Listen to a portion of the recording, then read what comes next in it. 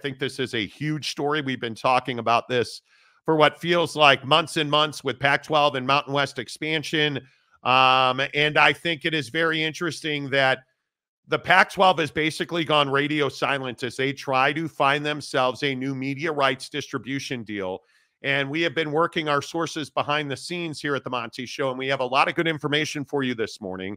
I am told by sources high up in the TV industry that ESPN and Fox are having serious and substantive conversations with the Pac-12 about a TV deal that would essentially take all of the new Pac-12 sports, basketball and football, and stick and ball sports would be included in this. And every Pac-12 athletic endeavor, should a deal be struck, would be on ESPN Plus, and all football games that are in prime windows would be on ESPN2 and ESPN Plus as part of a reimagined relationship between the Pac-12 and the folks at ESPN. Fox would also be a player through FS1. No games, and I think this is really important to point out. I am told that Fox is not in a position where they would be willing to put major games in prime windows on the big Fox. That is not what they're talking about. They are talking about FS1, ESPN2, and ESPN Plus. And if those are the main players, I think that is a very solid deal. But of course, this is going to come down to the money. And we know the relationship between the Pac-12 and ESPN has always been filled with acrimony over the fact that ESPN is not willing to pay a penny more than they have to land Pac-12 rights. The obvious advantage in this situation is that ESPN does not have to produce those games. This would be a scenario where ESPN human beings would be working the controls in the Pac-12 facilities in San Ramon, California. So all of the infrastructure that is technical, the equipment, the trucks, would be controlled by the Pac-12. The humanity side of it, the directors and producers, would be provided by ESPN and Fox. This seems like a deal that makes a lot of sense if they can come together on the numbers. I am told those numbers are between $8 and $10 million. On the high side, $10 million. I am told negotiations have never eclipsed the $10 million per school per year number that many have talked about, because there's talk out there, obviously, that the Pac-12 is looking for $15 million a year. I don't believe that they ever get close to that number. I am told, in fact, that this deal that would include ESPN and Fox is a $8 to $10 million deal. And if that is the case, Jake, I think that is a very solid deal for a G5 conference. Absolutely. And I think, obviously it's a step that the Pac-12 needs to take, to reach full legitimacy. I mean, I think if you can have a deal with ESPN and Fox, like, obviously that's what you're looking for. I think that it'd be interesting to see if, as part of this for the Pac-12's cause, if they still were interested in a streaming portion now that you would have ESPN Plus. Obviously, I would be shocked if because when you do a deal with ESPN that includes ESPN Plus and basically, you get that full package from them, you're part of that agreement is you're not going to Amazon Prime. You're not going to any other option. So to me, I look at this for the Pac-12 and I say, yeah, ESPN's a top dog in the space. If you can get it done, that's great. That's obviously ideal. But I think that, it's a long road, right? Like, let's say you did get 8 to 10 million. Okay, cool. That's obviously a starting point. Now from there, we would need to see, okay, what's your plan for these schools to thrive? Because that's been the question the whole time. If you're going to go into this new conference and you're going to, try to rip the Mountain West apart, and we've been through this whole thing, what was the point of it? What was the selling point for these new schools? Because like schools like Boise State, I guess you upgraded by going to the Pac-12. I guess. I mean, the Pac-12 is going to be a G5 conference, obviously. It's not going to be a power conference, if you will. So I'm still trying to understand what the upgrade is, because $3 million a year or $2 million a year or whatever it was for Boise State is not really that much of an upgrade. And I'm not really sure how you're getting more access than you already had. So that's what I'm struggling with for Boise State specifically. But, it remains to be seen. But I do think it's good news that there's conversations with ESPN happening. Yeah, I think when you look at the situation in the Pac-12, this would be a very good deal for the Pac-12. I don't have an idea of how likely that deal is or how close that deal is. It seems like, the sources that I spoke to believe that deal could happen. It is going to be a matter of how much money is the Pac-12 willing to accept in this scenario, because I think it is very clear that the one thing that ESPN does not have right now is that late window. You have that to, I guess, a certain extent with the Big 12, but that is on the mothership, ESPN. You look at, for instance, this weekend, you get BYU and Utah in one of the biggest games of the college football season so far. That's 8:15. That is ESPN. Like, it is everything that ESPN wants in, that Pac-12 after dark, scenario. So my feeling is that you have a framework of a deal that could happen. Now you're going to have to come back to the money. And I think one of the interesting things that you have to think about here, if this deal is happening, what does this say to the Memphis, Tulane, South Florida AAC member that you were courting? Because this is not a better deal than what the AAC has. Right. It would not be, in my opinion, enough of a deal to say, hey, yeah, let's jump. I certainly do not believe that. And again, I want to make this clear. I was told that the reaffirmation of membership that those universities and every university in the AAC agreed to is a binding agreement. So I'm telling you, it'd be very difficult for AAC members to make that jump anyway. But I go back to what Dr. Ed Scott, the athletic director at Memphis, said, which was they were lowballed by the Pac-12. Mm-hmm. So I think we are all aware that the Pac-12 knows they're not getting $15 million a year. I think that is very clear.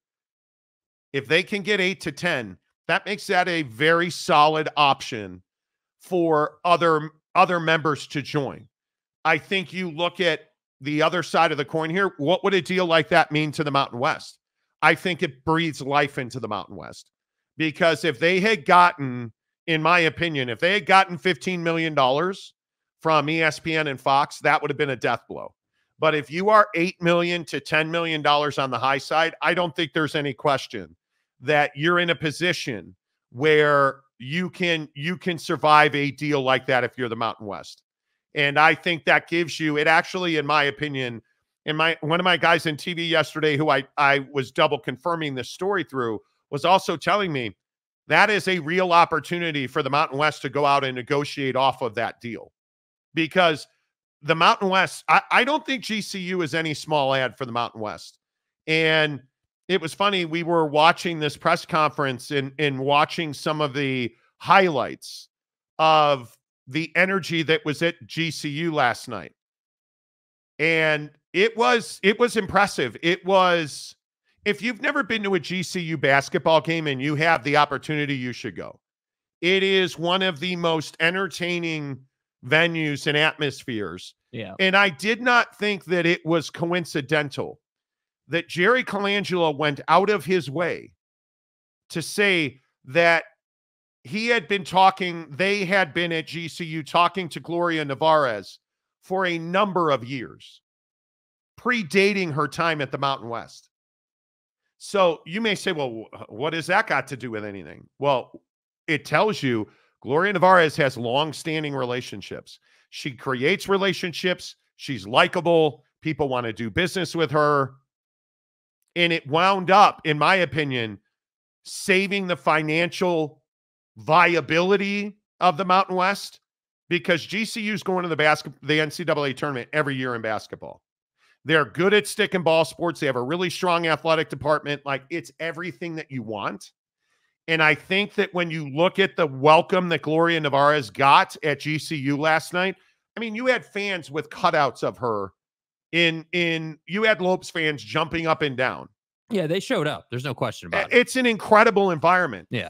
That to say, this is a very important moment in time for the Pac-12. And I think if they can land this deal, I do think it's a game changer. Yeah, I mean, it definitely breathes life into the conference. No question about it. I think it would be a solid deal. I think Pac-12 fan will probably tell you, oh, this is an incredible deal, amazing. I don't agree with that. I think that it's a solid deal. It's a deal that you need to get done to solidify your conference and your conference's future, obviously. So 8 to 10 a year is a really nice number for a conference of that stature and of that level. Yeah. And you know, the question will be, you know, how much viewership can that conference pull in that type of TV setup? Because again, if you're on ESPN2, I can tell you right now, and I think this does matter in today's viewership age, on YouTube TV, it'll just automatically pop up. If you're watching YouTube TV on a Saturday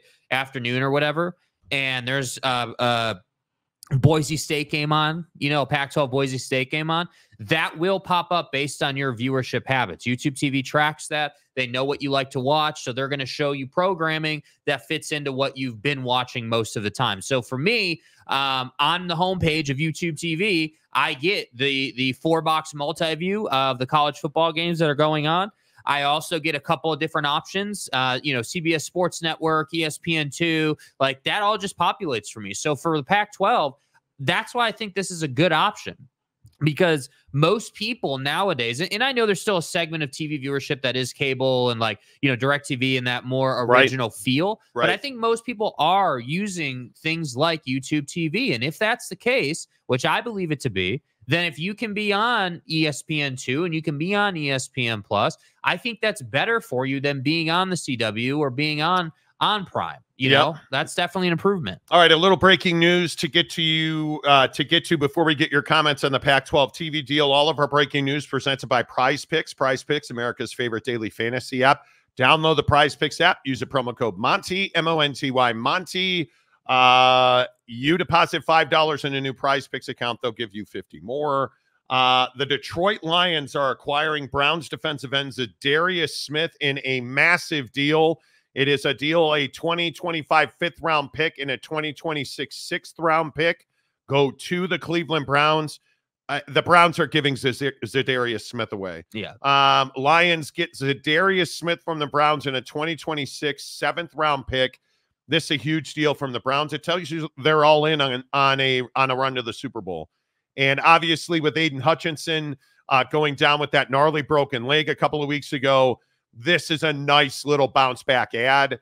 I think Zadarius Smith has a lot to offer. He has a lot left in the tank. I think he's one of the elite pass rushers in this league. Jake, I love this move for the Detroit Lions. 100%. And I think that, you know, one of the big things that the Lions have struggled with in postseason football is getting to the quarterback. You know, one of their biggest problems last year was, hey, we would get ahead and then the lead would fizzle because we couldn't get pressure on the quarterback and we had to essentially play big plays. You know, we had to give up those big plays because the quarterback had time. And even if we were playing, you know, our dime or nickel package where we have extra DBs on the field, that's still not good enough because quarterbacks in the NFL are so good. So I think this move tells you how serious the Lions are. And I do think that it's a tip of the cap to Dan Campbell and that staff, because those guys have that team going.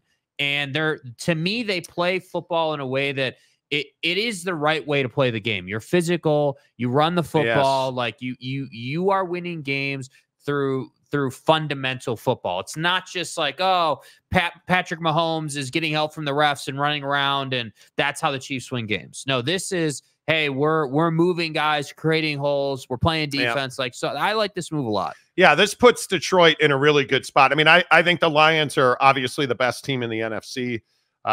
Even without Aiden Hutchinson, I think we've seen that.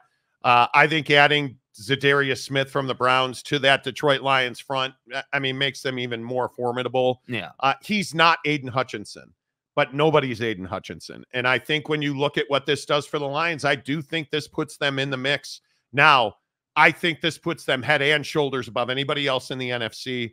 I think the NFC West is so weak. And I think that the 49ers have so many injury issues. I don't even know now that there really is a 1A, 1B. I think this makes the Detroit Lions the Super Bowl favorites in the NFC. And I would think that this pits us to you know, who will the Lions face? And it's the Ravens or the Chiefs, as we've talked about for the last several weeks on the show. So this is a really good deal for the Detroit Lions. And I feel like they gave up pretty much nothing to get him. Yeah. So the Detroit Lions acquires Azarius Smith this morning, according to Adam Schefter at ESPN, from the Cleveland Browns. Big pickup.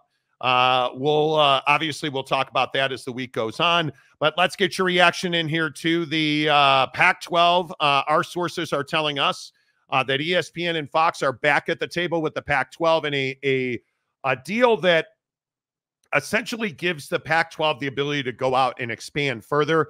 It's going to be a real question as to where they go to do that. I think you're already seeing a lot of FCS level teams opting out because of the money that is involved in the NIL settlement. And I think we talked about it last week with the elimination of Olympic sports, like who really wants to compete. And if you are a university like Sacramento State, who is, I mean, it basically outwardly and blatantly begging for membership in the Pac-12, is that good for the Pac-12? I don't think that that's where you can go. I also think if you get a Fox and ESPN Plus deal, and again, our sources are telling us in TV that ESPN and Fox and the Pac-12 have talked about a scenario where you would have Pac-12 games, including football, basketball, stick and ball sports as well, women's and men's basketball. You would have that on ESPN2, ESPN Plus, and FS1. This is not a deal for the big Fox. That makes all the sense in the world, because during football season and during basketball season, Fox no longer needs the basketball inventory, but I think wants to be able to pull that one big game. Let's say San Diego State and Boise State are, you know, the two best teams in the conference, and you're playing a game in February that could determine that. Well, sure, you want to have that. And if you're ESPN, you want to have the ability to put a Pac-12 conference championship game in championship week, which they run every single March. So this deal makes a lot of sense. That's why I feel pretty good about saying I'd be surprised if this deal has financial legs if it doesn't get done. And I want to make this clear. I don't have a sense of how close it is. I'm not saying this deal is happening tomorrow or a year from tomorrow. I don't have a sense to timeline on this, but I think it is very interesting that ESPN Plus, and FS1 are back at the table with the Pac-12. That tells me, the other thing I think is really important here, that tells me that the Pac-12 is willing to give in a little bit, if you will, is willing to be pliable in negotiations, because they were not at all pliable previously in negotiations. Yeah. Back in that, hey, we want $50 million per school. We've got the disaster. same thing as the SEC. Exactly right. So this tells me maybe is this a sign that the Pac-12 is bending and changing their ways a little bit? Well, I think what it's a sign of is that, but I think if we go one step deeper, I think it's a sign that, you know, the Pac-12 and its leadership, Teresa Gould and company, you know, they recognize that this is something that has to happen, and for it to happen, they're going to have to acquiesce, and they're going to have to be pliable, and they're going to have to be, you know, they're going to have to come to the table and meet in the middle. And I think that's the hard part. And I think, you know, maybe this is a thing it's kind of like a lesson learned based on what happened last time. You know, the reason you're here is because you weren't pliable last time. So your conference melted down and you couldn't provide value to your member institutions. So now they're in the Big 10 and the Big 12. I mean, maybe that's what this is. Maybe it's just, hey, we know this needs to happen. You know, we'd rather be on ESPN on a slightly smaller deal than you know, maybe more money, but on the CW. Like, so I just think that I think that the Pac-12, you know, they're trying to find the best way to be seen by the most people. And again, I still maintain, let's say this deal did get done and this was all laid out. Only then can you start to talk about how are we actually going to become profitable. Because even if you do this deal, I don't think these schools are profitable off this amount of money. No, and the biggest issue will again be, will the Pac-12 be competitive in basketball? Will you put half of your league starting in 2026? Will you put half of your league in the NCAA tournament? Because that's all that matters. You've got to be able to Have a league that not only gets into the tournament, but can win tournament games. Gonzaga absolutely does that for you. They've shown that, and I don't think that changes. Can you win tournament games? And can you put half your league into the tournament? I think that's a huge question mark with this group of universities. Boise State's not a basketball school. San Diego State, as much as they have not been, they're not a football school. That's a basketball school right now. You look at the basketball brand, and I think, again, to the point about, is the Pac-12 changing? I think that this is, and I don't want to make too much out of this, but I think this is an indication that the Pac-12 is evolving and changing the way they do business. And I may be reading too much into this, but you're courting basketball brands. You're bringing in broadcast partners and media rights partners that are basketball heavy, who can help you grow your footprint and your reach in basketball. I think one of the bigger questions here is the Pac-12 better off on ESPN Plus or Amazon Prime Sports as a streaming partner? I think this is a huge question. Think about you as somebody that watches sports. Where are you more likely to go for sports streaming? Amazon Prime Sports or ESPN Plus? I'll be honest with you. For me, it's ESPN Plus. It's on my phone. It's on my iPad. It's on my TV. It's everywhere I am. I can get whatever is streaming on ESPN Plus. And if you're Kevin, the great basketball or football prospect, and you live in North Carolina, but you're going to go to the Pac-12 to play football or basketball, and mom and grandma and all your high school friends want to watch you, they can all get ESPN Plus. It's more affordable and it's more readily available to you on your phone. To me, that's why this is showing that the Pac-12 has an understanding more now than ever of who they are and where they are. And if you're a fan of the Pac-12, I think this deal with ESPN and FS1, if it comes to fruition, I think this is a very good day, because I also think it's a day that shows you the Pac-12 is evolving as a business operator. And I've never been comfortable saying that about the Pac-12 conference. But if they are back at the table with ESPN, it tells me that they have added humility, that they have come off of this, we're the SEC, give us $50 million per school per year. Yeah. And if that's the case, sky's the limit for this conference. Well, I think, it's funny, in this conversation between Amazon Prime Sports and ESPN Plus is interesting because, you can do all the same things on Amazon Prime Sports that you can do on ESPN Plus. But the key difference is that ESPN Plus is known as, hey, this is a sports thing, all right? Like, we as people think, oh, something's streaming, or I'm on the go, I'm at Costco doing my shopping, where should I go? Well, I'm not thinking Amazon Prime Sports isn't my first thought. Now, Thursday Night Football, my first thought, Amazon Prime Sports, right?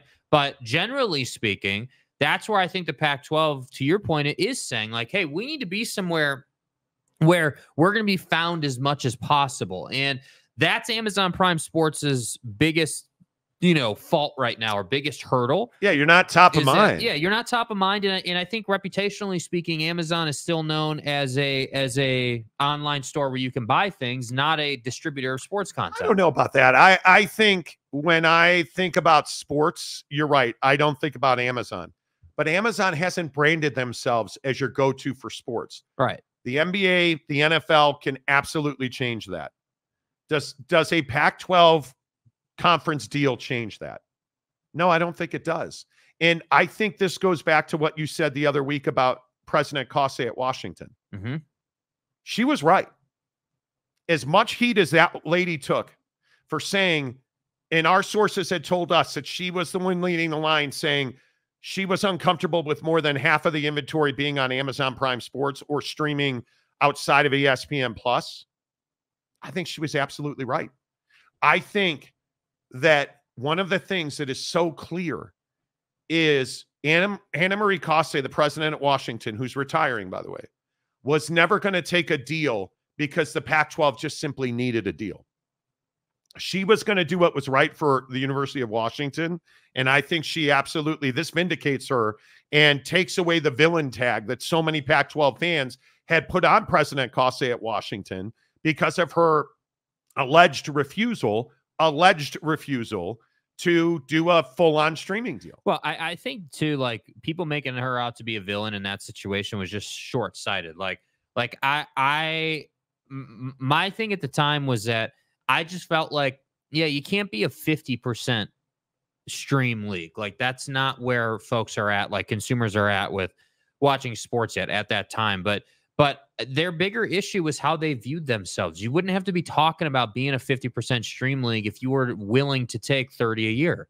And that was more of the issue. So, I don't know. And I don't think anybody really knows what any of those folks in the Pac-12 really felt like they were worth. I think that their biggest problem was they hired a bad commissioner who was in way over his head and thought, well, if we say we're worth something, we're worth it. And that's just not true in any scenario in life. That's why marketing guys aren't great negotiators. Yeah. Like you just want to say it's the truth. Like literally it might as well be a car sale, right? Like, oh, hey, I'm marketing guy or I'm sales guy on the lot. And my marketing guy told me this is worth 80 G's and it's really only worth 50. Like, you can't do that. You can't just say you're worth something and then be shocked when ESPN doesn't want to pay you 50 a year. Like you're not worth what you say you're worth. You're worth what somebody's willing to pay you. Yeah. And so it's the bottom line. So I think this point that you're making about, hey, like the Pac-12 in short is kind of coming to their senses a little bit, is kind of coming to the middle, is kind of acquiescing. Like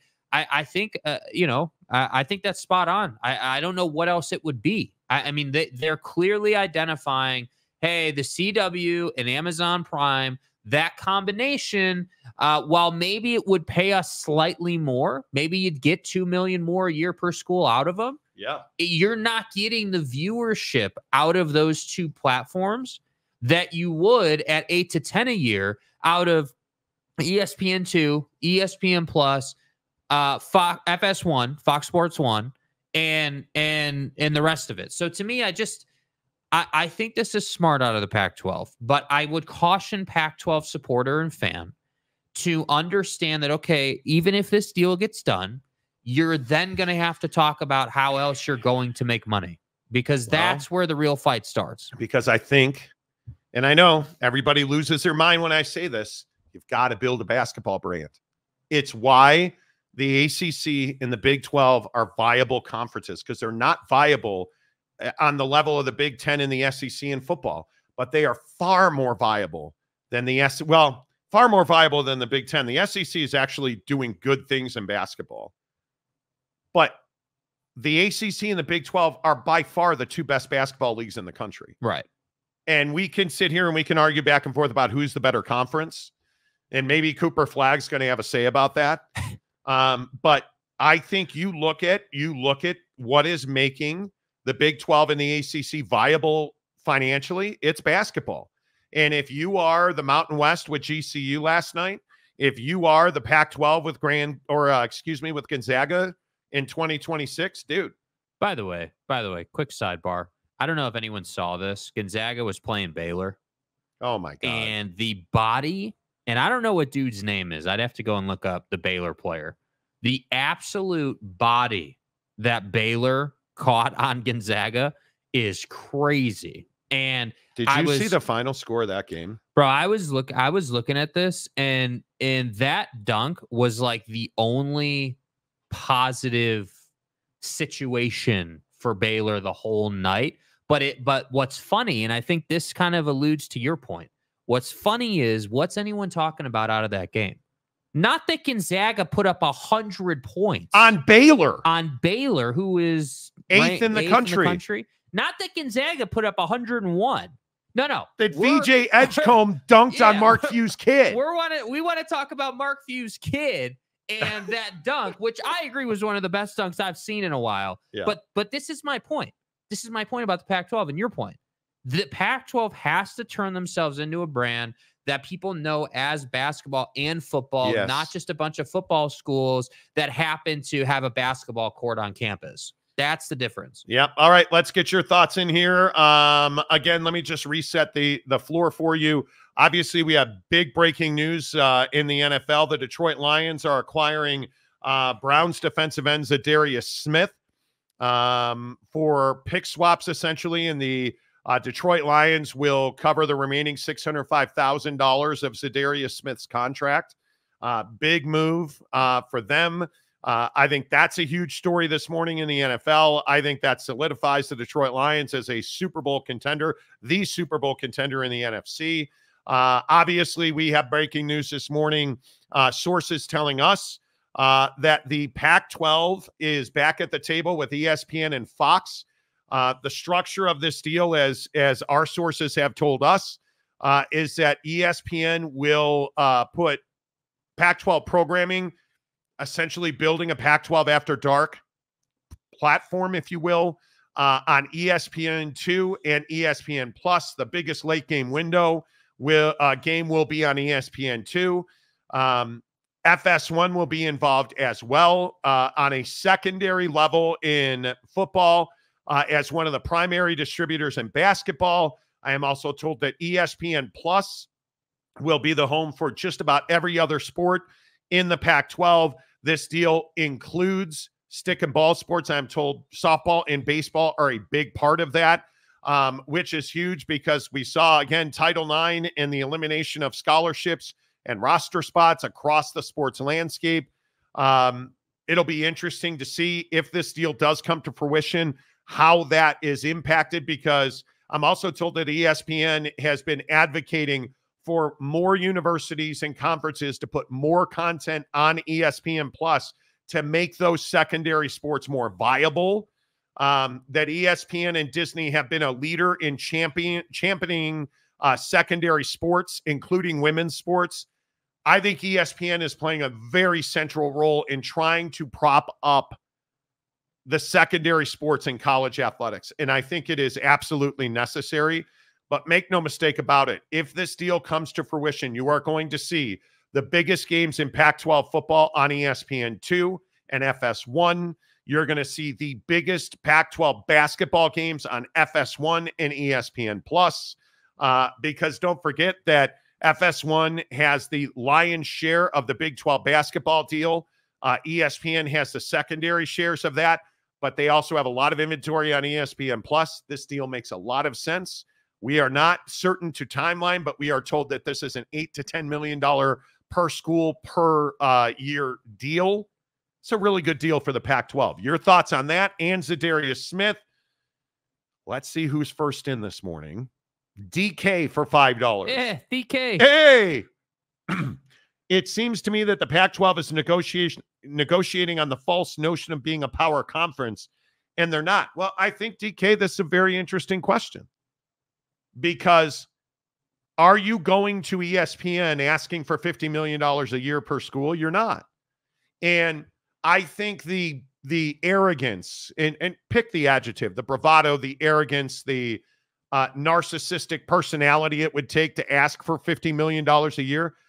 I do believe that there were some fall guys in the Pac-12, and they are no longer there. Certainly. Whether that be presidents, whether that be commissioners. I think that stubbornness in the lack of willingness to come off of your $50 million, that mentality is no longer there. And I maintain, now the proof is going to be in a deal getting done. I maintain that this signals, along with the Gonzaga signing, this signals a different day and a different way of doing business in the Pac-12. And what this also tells me is that Scott Barnes' voice is much louder than anybody wants to admit, because these are savvy, practical business decisions, and that's not what we've ever seen from the leadership of the Pac-12, which is not different. Teresa Gould is not a different commissioner. She may have the title. She's been there since almost the founding of this conference. Yeah. Business had not been different. It has a lot of shades of, hey, Teresa Gould is the commissioner in the face, and she's the one that's going to do like the interviews, and she's the one that's going to go on broadcasts and do spots, and she's going to basically handle that public facing messaging, if you will, as commissioner. But I would agree that this does have Scott Barnes' fingerprints all over it. I mean, you look at how he handled the Oregon State program before the Pac-12 melted down and the progress they were making. Obviously, all the progress they made with Reeser and just the direction Oregon State was going before the Pac-12 meltdown happened. And this same sort of, philosophy, I guess, is coming through in this conversation. I can't stress enough that that it's, yes, Teresa Gould is the old guard, but if it was the old guard still doing old guard things, we wouldn't be sitting here talking about an $8 to $10 million a year situation with ESPN and Fox. More breaking news out of the NFL. Today is trade deadline day in the NFL. How many things is today? Today is the first day of the college football playoff rankings. Today is election day. Today is NFL deadline day. The Chicago Bears have traded running back Khalil Herbert to the Bengals for a 7th round pick. I mean, Herbert wasn't playing. Yeah. He wasn't getting reps. But the Bengals need a running back. What does this do for you? It doesn't do much. It saves you some money. Obviously, not a lot. It's a smaller deal. But I think that we're starting to see some deals come through the pipeline. I think Micah Parsons is a name I'd be watching because there is a lot of smoke around Micah Parsons being traded today. And obviously, he can be an unrestricted free agent. He is somebody that is up for a contract with the Cowboys. The Cowboys don't have a lot of cap space now. They do not have a lot of winning doing now or anytime in the future. And I think it was a really interesting point yesterday. And I haven't said this out loud very often in my entire life. Colin Cowherd made a really interesting point yesterday. Is Jerry Jones willing to do what needs to be done to fix the Cowboys in the next 5 years? Because if Jerry keeps jerrying, if Jerry Jones keeps being Jerry Jones, they're going to be bad, not just for this year, but for the next 5 years. Because you are locked to Dak Prescott and CeeDee Lamb. And those aren't the worst guys to be locked to from a talent perspective.